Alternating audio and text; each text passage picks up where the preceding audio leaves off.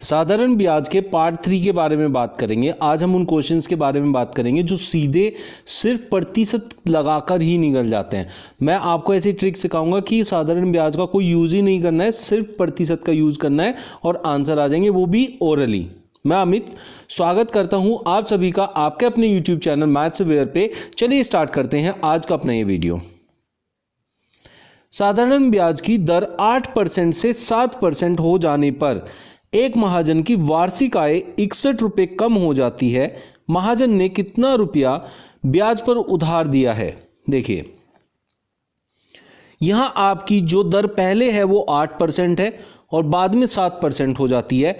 इसका मतलब 1% कम हो गई और वार्षिक आय है, तो इसका मतलब आपको हर वर्ष देखना है कितनी कमी आ रही है, या जो भी चेंज हो रहा है वो साल में हो रहा है, मतलब हर साल हो रहा है, तो उसमें साल का कोई यूज करना नहीं है। तो इसलिए हम उसमें साधारण ब्याज का कोई फॉर्मूला ना लगाते हुए सिर्फ 1% पे कितना फर्क आया उसको देखेंगे। 1% की वजह से 61 रुपये कम हो गए, जबकि टोटल धन होता है 100%। 1% पे 61 रुपये है तो 100% कितना हो जाएगा इंटू 100, तो 6100 रुपये।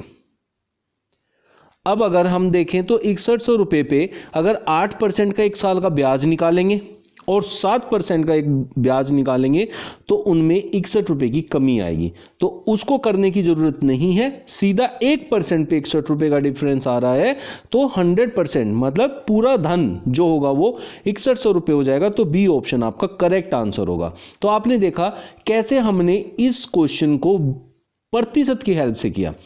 हमने इसमें कोई भी साधारण ब्याज की ट्रिक लगाई ही नहीं है। तो इसमें दो बातें ध्यान रखनी है। पहली है कि वार्षिक होना चाहिए, जहां वार्षिक होगा वहां ये अप्लाई हो जाएगा। बढ़िया लगा है, ट्रिक पसंद आई है तो लाइक कर दीजिए, शेयर कर दीजिए और चैनल को सब्सक्राइब कर लीजिए अगर अभी तक सब्सक्राइब नहीं किया है तो। चलिए नेक्स्ट क्वेश्चन देखते हैं उसमें क्या कहता है। सेकंड क्वेश्चन अगर हम देखें तो इसमें क्या कह रहा है कि 500 रुपये पे 2 वर्ष के 2 बैंकों का ब्याज का जो अंतर है वो 2.5 रुपये है। उनकी दरों का अंतर क्या है? देखिए, यहां दरों का अंतर आपको नहीं निकालना है। अगर आप लोगों को वहां ब्याज का अंतर दिया है तो आप डायरेक्ट जो है वो दर का फॉर्मूला लगा दें।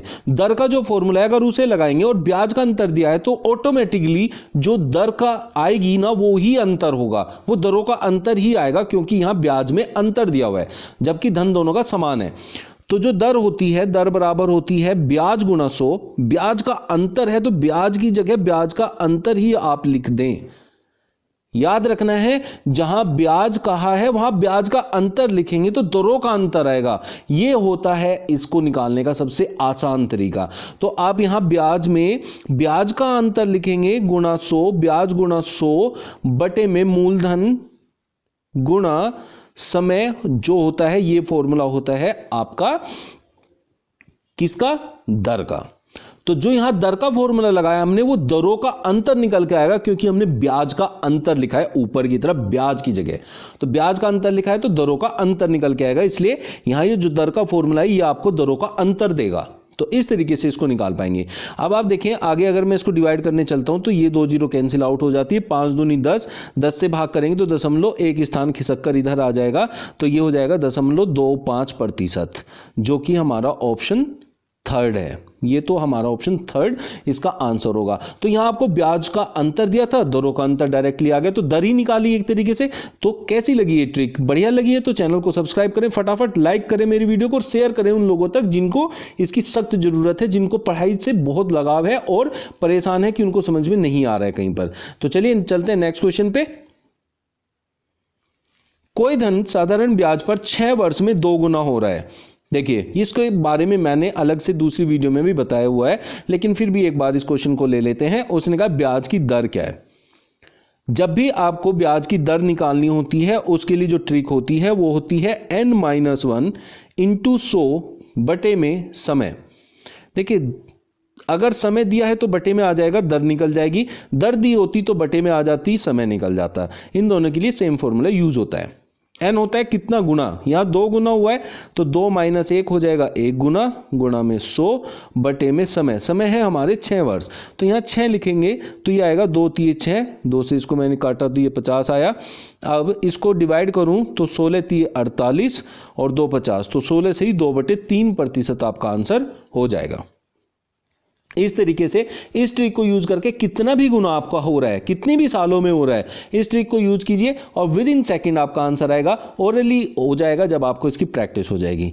बढ़िया लग रहा है तो चैनल को सब्सक्राइब करना ना भूलें, चैनल को लाइक करें, इस वीडियो को लाइक करें, पसंद नहीं आ रही तो डिसलाइक करें, लेकिन आप लोगों को अपनी प्रतिक्रिया जरूर देनी है और इस चैनल को ज़्यादा से ज़्यादा शेयर कीजिए ताकि ज़्यादा से ज़्यादा लोगों को इसका पता चल पाए। नेक्स्ट क्वेश्चन में कह रहा है किसी धन को 3 वर्ष के लिए किसी निश्चित दर पर उधार दिया गया। यहां हमें दर के बारे में नहीं बताया गया है। दर क्या होती है? जितने % पे आप अपने धन को उधार पे देते हैं या लेते हैं। यदि ब्याज की दर 2% अधिक होती तो 54 रुपये अधिक ब्याज मिलता, मूलधन क्या है? इस बात को आप समझिए कि आपको 3 वर्ष के लिए धन दिया गया है और 3 वर्ष में मुझे 54 रुपये ज़्यादा मिलेंगे, तो इसका मतलब 54 को अगर मैं 3 से भाग कर देता हूं तो 3 से 18 3 54, तो मतलब हर साल 18 रुपये ज़्यादा मिलेंगे और 2% अधिक ब्याज की दर होनी चाहिए। तो यहाँ हमें साधारण ब्याज का कोई फॉर्मूला लगाना ही नहीं है, हमें क्या देखना है कि 2% पे मुझे 18 रुपये का फायदा होता है और प्रतिशत को हमेशा 100 बना देते हैं तो पूरा पूरा धन आता है, तो इधर भी 100 से मल्टीप्लाई कर दें तो आपका जो धन आएगा वो आ जाएगा। अब देखिए यहाँ 100 से मल्टीप्लाई करती होगी 200%, तो इसका मतलब अब हमें क्या है 200% है, तो मैंने 100 से मल्टीप्लाई क्यों किया जबकि 50 से करना था, क्योंकि इधर 50 से मल्टीप्लाई करने में दिक्कत आती। तो अब यहाँ मैंने 100 से गुणा किया, 2 से भाग किया तो पूरा 100% बनेगा और इधर भी मैं 2 से भाग करूंगा तो 9 आएगा, 900 आ जाएगा, जो कि मेरा आंसर होगा ऑप्शन सी। देखिए थोड़ा सा अलग तरीका था, क्योंकि मैं 18 को 50 से मल्टीप्लाई ना करके उसको 100 से मल्टीप्लाई करना ज़्यादा आसान समझता हूँ और 2 से डिवाइड करना भी वो आसान है, तो ये 50 ही बन जाता है एक तरीके से। इस तरीके से मल्टीप्लाई और डिवाइड करते हैं। तो यहाँ आपने 2 ट्रिक सीखी, इस क्वेश्चन को बिना ब्याज के फॉर्मूले के कैसे करना है और भाग और गुणा करने में कैसे आसानी से हम कर सकते हैं, ये दोनों ट्रिक इसीलिए समझाइए। चलिए चैनल को सब्सक्राइब कर दीजिए अगर नहीं किया है तो, और लाइक कर दीजिए वीडियो को अगर पसंद आ रहा है तो। नहीं पसंद आ रहा है तो डिसलाइक जरूर करना है, लाइक करने वाले लाइक करें और डिसलाइक वाले डिसलाइक। अभी आज आपने देखा उन क्वेश्चंस को जो क्वेश्चंस हमने अपनी इस वीडियो में इंक्लूड किए हैं बिना किसी फॉर्मूले के करने के। तो आप लोगों को ये सब चीज़ें पसंद आ रही हैं तो कमेंट बॉक्स में ज़रूर लिखें इन ट्रिक्स को, आपको कैसा लग रहा है इन ट्रिक्स को सीखने के बाद, वो अपनी प्रतिक्रिया कमेंट बॉक्स में ज़रूर बताएं। मिलते हैं नेक्स्ट वीडियो में न्यू ट्रिक्स और क्वेश्चंस के साथ। Thank you.